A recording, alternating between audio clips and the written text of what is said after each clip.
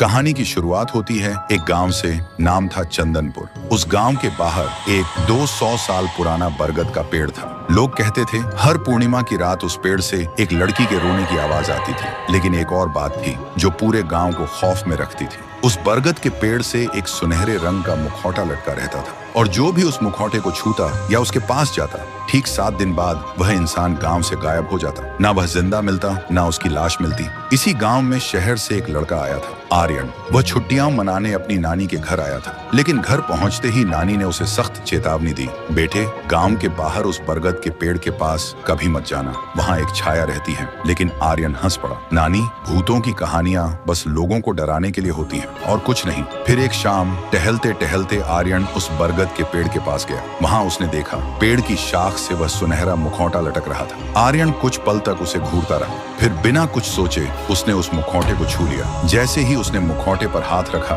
हवा अचानक ठंडी हो गई और उसके कानों में एक लड़की की दर्द भरी चीख गूंज उठी। आर्यन घबरा गया और गांव की तरफ भाग गया। उस रात आर्यन को नींद नहीं आई। उसे लग रहा था जैसे कोई उसके कमरे के बाहर खड़ा हो जो चुपचाप उसे देख रहा हो। अब उसके दिल में भी मौत का डर घुलने लगा था। फिर सुबह आर्यन ने गांव के सबसे पुराने पुजारी से पूछा, बाबा उस बरगद के पेड़ का सच क्या है? सुनते ही पुजारी डर से कांपते हुए बोले, बेटा उस पेड़ से दूर रहो, वह पेड़ नहीं एक जागा हुआ श्राप है। आर्यन ने कहा, क्यों ना एक बड़े अघोरी को बुलाया जाए, शायद वह इस श्राप को खत्म कर सके।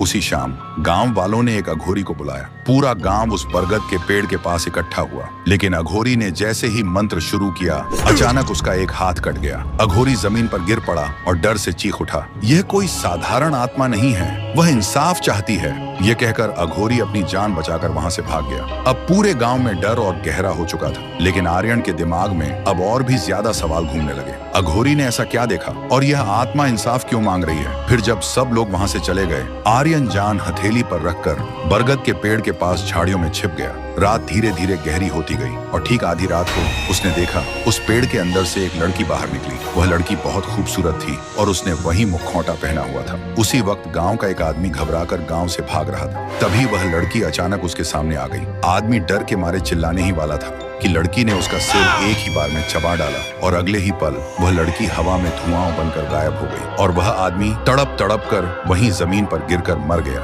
ये देखते ही आर्यन का दिल जोर जोर से धड़क रहा था। अब उसके दिमाग में बस एक ही सवाल घूम रहा था, ये लड़की कौन है और इतनी बेरहमी से लोगों को क्यों मार रही है? क्या यह कोई श्रापित आत्मा है या किसी पुराने पाप का बदला? तो दोस्तों, उस बरगद के पेड़ में छिपी वह लड़की कौन है और वह लोगों को क्यों मार रही है? ये राज अगर आप भी जानना चाहते हो तो कमेंट करो पार्ट 2।